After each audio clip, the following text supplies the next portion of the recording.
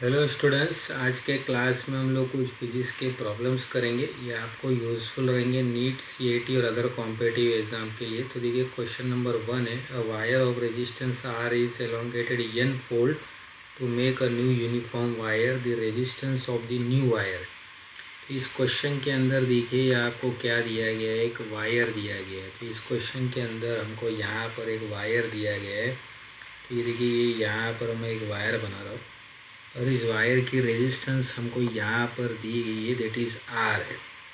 यहाँ पर मैं लिख देता हूँ, इस वायर की रेजिस्टेंस देखिए यहाँ पर आर है और इस वायर का लेंथ देखिए यहाँ पर देखिए ये यल है। तो इस वायर का लेंथ देखिए यहाँ पर ये यल है और इस वायर को देखिए यहाँ पे ये पुल किया जा रहा है। पुल करके क्या कर रहे हैं, इसको एन फोल्ड टाइम्स बिग कर रहे हैं। देखिए इस क्वेश्चन के अंदर दिया गया इस वायर को हम स्ट्रेच कर रहे हैं।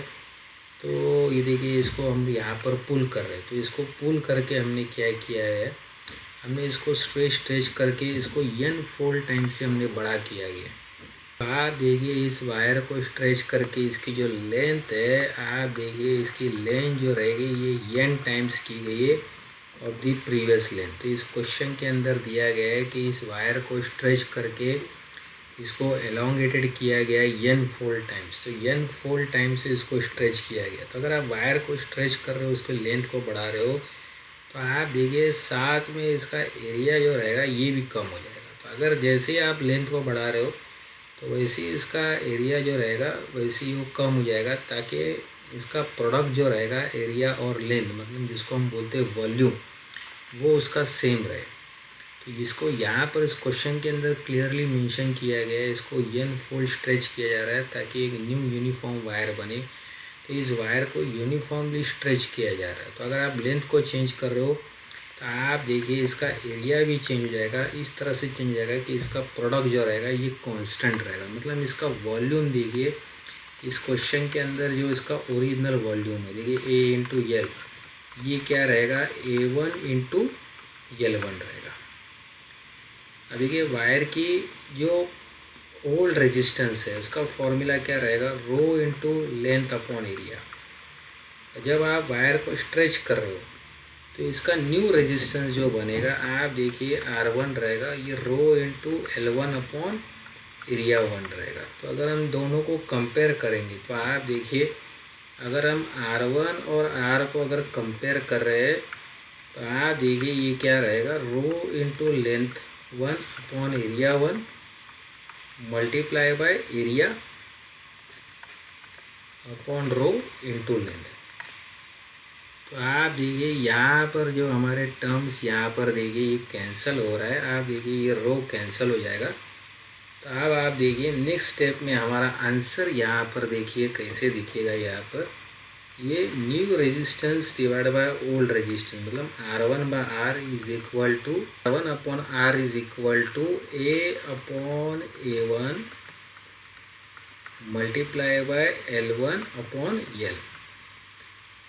अब हम क्या कर सकते हैं, A/A1 को लेंथ के टर्म्स में एक्सप्रेस कर सकते हैं। तो आप देखिए यहाँ पर A/A1 हमारा क्या रहेगा, L1/L रहेगा। तो यहाँ पर देखिए A/A1 जो रहेगा ये L1/L रहेगा।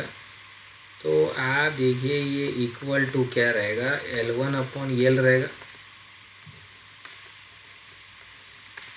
तो आप देखिए ये इक्वल टू क्या रहेगा हमारा, यहाँ पर L1² अपॉन ये देखिए ये L² रहेगा। तो आप देखिए यहाँ पर ये L1 जो रहेगा, आप देखिए इस वायर को स्ट्रेच किया जा रहा है तो n टाइम से स्ट्रेच किया जा रहा है, तो L1 जो रहेगा n टाइम्स ऑफ L रहेगा। तो आप देखिए ये अभी हमारा यहाँ पर R1/R जो रहेगा ये कैसे दिखेगा, यहाँ पर L1² है, मतलब ये n² इंटू L² रहेगा डिवाइड बाय L² रहेगा। आप देखिए इसमें जो टर्म्स कैंसिल हो जाएंगे, ये हमारा L² कैंसिल हो जाएगा। तो इसका मतलब देखिए स्टूडेंट, देखिए इस क्वेश्चन का आंसर जो रहेगा, therefore R1 is equal to, मतलब new resistance will be equal to n² times the original resistance. तो ये देखिए ये स्टूडेंट देखिए इस क्वेश्चन का ये आंसर है। तो अगर हम वायर को स्ट्रेच कर रहे हैं यूनिफॉर्मली तो इसका वॉल्यूम सेम रहेगा।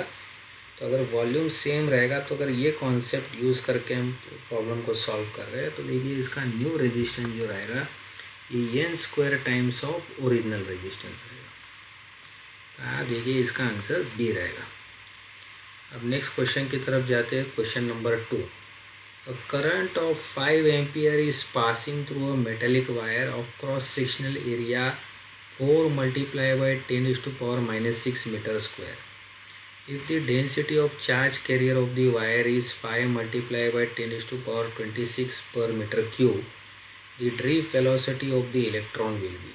तो देखिए इस क्वेश्चन के अंदर क्या दिया गया है हमको। यहाँ पर देखिए इस क्वेश्चन के अंदर हमको यहाँ पर देखिए एक वायर दिया गया है और यहाँ पर एक करंट फ्लो हो रहा है। ये 5 एम्पियर का फ्लो हो रहा है। तो ये 5 एम्पियर का करंट पास हो रहा है थ्रू अ मेटेलिक वायर।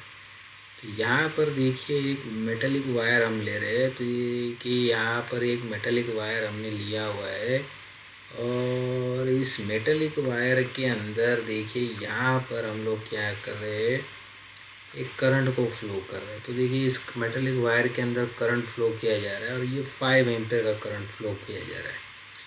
अब देखिए इसका एरिया जो है इस क्वेश्चन के अंदर क्लियरली मेंशन किया गया है कि ये जो वायर का क्रॉस सेक्शनल एरिया है, मतलब आप देखिए ये जो क्रॉस सेक्शनल एरिया है ये यहाँ पर दिया गया है। देखिए ये कितना है 4 मल्टीप्लाई बाय 10⁻⁻6 मीटर स्क्वायर है।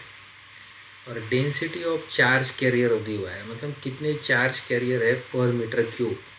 तो अगर हम 1 मीटर क्यूब लेते हैं तो इसमें चार्ज कॉन्सेंट्रेशन कितना है, हमको ड्रिफ्ट वेलोसिटी निकालनी। ड्रिफ्ट वेलोसिटी उसको बोलते हैं कि जब आप बैटरी लगाते हो, मतलब जब आप इलेक्ट्रिक फील्ड लगाते हो और मान लो अगर कोई इलेक्ट्रॉन है। अब ड्रिफ्ट वेलोसिटी उसको बोलते हैं कि मान लो अगर आप बैटरी लगाते हो, मतलब आपने एक इलेक्ट्रिक फील्ड दिया हुआ है। तो आप देखिए अगर आप एक इलेक्ट्रिक फील्ड ले रहे हो तो ये देखिए ये इलेक्ट्रॉन जो रहेगा ये यहाँ पर देखिए इस वायर के अंदर ये मूव करने लगेगा। तो आप देखिए इलेक्ट्रॉन जो रहेगा ये मूव करने लगेगा इलेक्ट्रिक फील्ड में। तो अगर ये इलेक्ट्रिक फील्ड में मूव करता है, मतलब आपने बैटरी लगाया हुआ है और आप देखिए यहाँ पर बैटरी लगा रहे हो, मतलब इसको पोटेंशियल डिफरेंस अप्लाई कर रहे हो। तो इलेक्ट्रॉन जो है ये इलेक्ट्रिक फील्ड क्या करेगा, इलेक्ट्रॉन को पुल करेगा। तो इलेक्ट्रॉन बहुत स्लोली ऐसे मूव होने लगेगा। तो हमको ये फाइंड करना है ड्रिफ्ट वेलोसिटी, और ये बहुत कम रहती है। तो इसके लिए ये ऑप्शन तो नहीं रहेगा 100 मीटर्स पर सेकेंड, तो बहुत स्लोली इलेक्ट्रॉन मूव होता है। तो वो हमको फाइंड करना है। तो देखिए तो आप देखिए यहाँ पर ये ड्रिफ्ट वेलोसिटी का जो फॉर्मूला रहेगा, आप देखिए ड्रिफ्ट वेलोसिटी जो रहेगा that is current divide by concentration of electron into charge multiply by area. और इस क्वेश्चन के अंदर हमको दिया गया है कि इस वायर के अंदर देखिए करंट हमारा कितना फ्लो होगा, दैट इज़ 5 एम्पियर। तो यहाँ पर हम 5 लिखेंगे और क्लियरली हमको यहाँ पर दिया गया है कि कॉन्सेंट्रेशन कितना है चार्ज का, मतलब 1 मीटर क्यूब में देखिए हमारा इलेक्ट्रॉन्स का कॉन्सेंट्रेशन कितना है। तो यहाँ पर दिया गया है density of charge carrier is 5 multiply by 10⁻26। तो हम यहाँ पर लिखेंगे 5 multiply by 10⁻26। Charge carried by 1 electron is 1.6 multiply by 10⁻⁻19। Area हमारा 4 मल्टीप्लाई बाय 10⁻⁻6 है। तो इससे देखिए हम ड्रिफ्ट वेलोसिटी को निकाल सकते हैं। तो आप देखिए ये 5 हमारा कैंसिल हो जाएगा। तो आप देखिए कैंसलेशन के बाद ये हमारे टर्म जो यहाँ पर बचेंगे, ये देखिए 1 रहेगा यहाँ पर, और ये 4 मल्टीप्लाई बाय 1.6 रहेगा मल्टीप्लाई बाय 10⁻26 -19 और -6 देखिए यहाँ पर -25 रहेगा। तो अब आप देखिए यहाँ पर ये हमारा कैसे दिखेगा, यहाँ पर ये देखिए 1 divided by 4 multiply bye 1.6 26 minus 25 ये आपका 10⁻1 रहेगा। तो आप देखिए, अब जब ये पॉइंट को हम निकालेंगे यानी कि 1/4 मल्टीप्लाई बाय 16, ये 10⁻+1 मल्टीप्लाई बाय 10⁻−1। आप देखिए ये 1/4 मल्टीप्लाई बाय 16 रहेगा। आप देखिए अब 16 और 4 को हम लोग यहाँ पर मल्टीप्लाई करेंगे। 4 6 24, 1 4 दैट इज 64। तो देखिए 1/64 रहेगा यहाँ पर। ये देखिए ये इक्वल टू क्या रहेगा, 1/64। अब देखिए जब इसको हम डिवाइड करने जाएंगे 1/64, तो देखिए ये आंसर हमारा कैसे दिखेगा यहाँ पर। ये देखिए यहाँ पर ये 10 आएगा, 0 पॉइंट, ये 100 जब हम लेंगे तो 0.0, 64 1 64। तो आप देखिए यहाँ पर ये 26 रहेगा।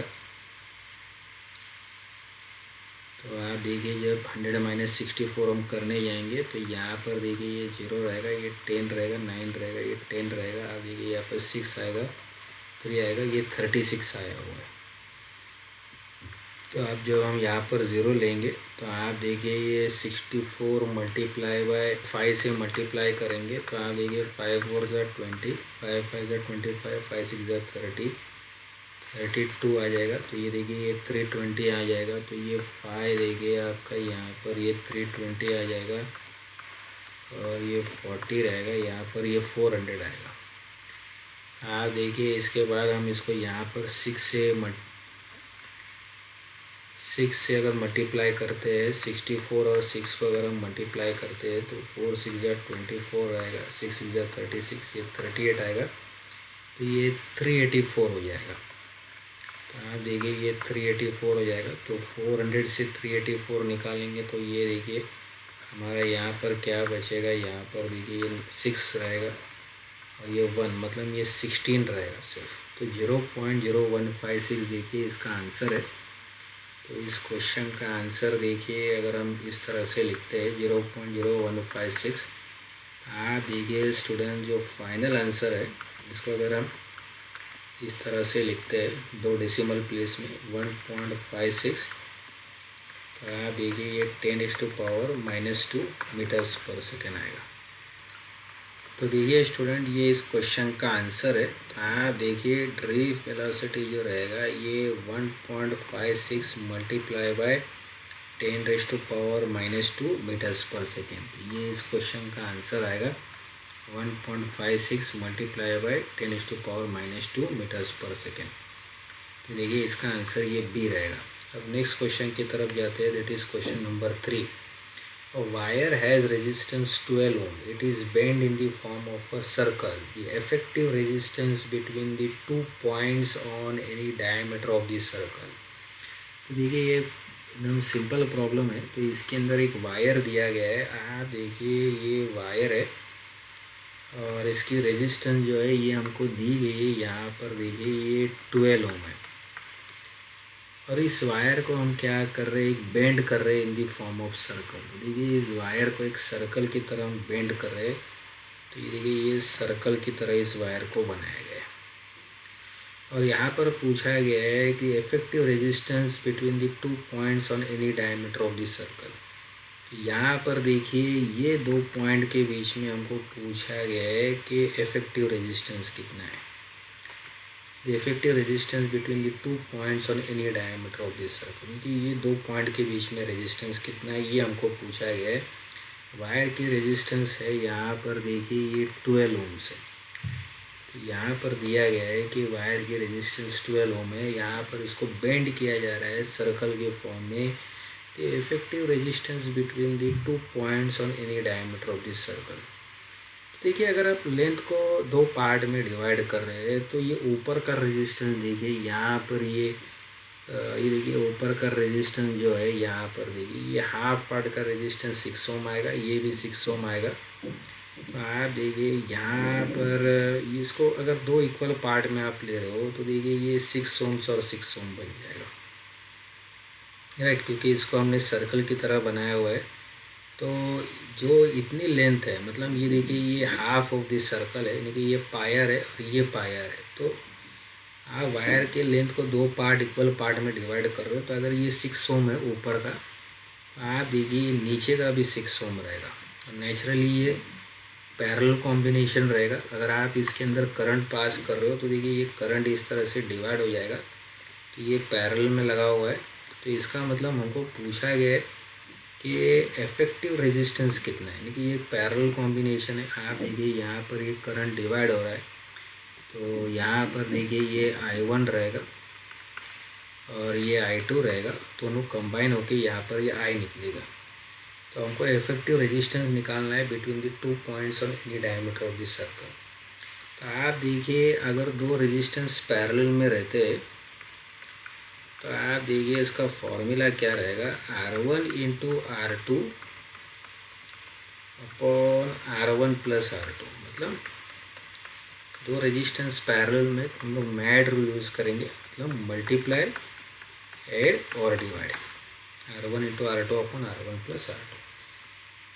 अब यहाँ पर हम लोग क्या ले रहे हैं, देखिए स्टूडेंट्स, इस सिचुएशन के अंदर दोनों रेजिस्टेंस को हम इक्वल ले रहे हैं, तो ये R² हो जाएगा और यहाँ पर देखिए ये 2R हो जाएगा। ये इसका रीज़न हमारे पास है, तो हम लोग क्या कर रहे हैं, R1 और R2 को इक्वल ले रहे हैं और that is equal to R ले रहे हैं। इससे क्या हो जाएगा, देखिए ये स्क्वायर R कैंसिल हो गया। तो आप देखिए अब ये फाइनल आंसर जो रहेगा, आप देखिए यहाँ पर ये इफेक्टिव रेजिस्टेंस यानी कि टोटल रेजिस्टेंस जो रहेगा ये R/2 रहेगा। टोटल रेजिस्टेंस जो रहेगा ये R/2 रहेगा। तो आप देखिए यहाँ पर R जो है हमने लिया हुआ है दैट इज़ 6 ओम्स, ठीक है, हमने दोनों को इक्वल रखा हुआ है दैट इज़ 6 ओम्स लिया हुआ है। तो आप देखिए इसका आंसर जो है टोटल रेजिस्टेंस जो रहेगा, आप देखिए इक्वल टू क्या रहेगा हमारा, यहाँ पर देखिए R जो है ये देखिए बेसिकली हमारा यहाँ पर 6 ओम्स है। तो आप देखिए यहाँ पर हम लोग क्या करेंगे, 6 और 2 को डिवाइड करेंगे। आप देखिए जब 6 और 2 को डिवाइड किया जा रहा है तो आप देखिए ये आंसर हमारा यहाँ पर कितना आ रहा है, दैट इज़ 3 ओम्स आ रहा है। तो इसका मतलब इफेक्टिव रेजिस्टेंस जो रहेगी हमारा ये कितना आएगा, यहाँ पर ये 3 ओम्स आएगा। तो इस क्वेश्चन का आंसर देखिए स्टूडेंट्स, यहाँ पर ये 3 ओम्स आएगा। तो टोटल रेजिस्टेंस जो था वायर का वो आप देखिए यहाँ पर ये 12 ओम्स है और इसको डिवाइड किया जा रहा है दो इक्वल पार्ट में और इस तरह से लगाया जा रहा है कि ये पैरेलल कॉम्बिनेशन है। तो जब दो रेजिस्टेंस इक्वल रहेंगे तो टोटल रेजिस्टेंस इंडिविजुअल का हाफ रहता है। तो नेचुरली इसका आंसर जो है यहाँ पर देखिए ये 3 ओम्स आ जाएगा। अब नेक्स्ट प्रॉब्लम की तरफ जाते हैं, that is question number 4। The value of current I in the figure is. तो देखिए यहाँ पर देखिए ये बहुत सिंपल प्रॉब्लम है। तो यहाँ पर हम लोग किरचॉफ्स करंट लॉ यूज़ करेंगे। तो जो भी पॉइंट पे ये करंट जंक्शन यानी इस पॉइंट को हम बोलेंगे जंक्शन, तो जंक्शन के अंदर जितना करंट आएगा उतना ही करंट क्या होगा, जंक्शन के बाहर निकलेगा।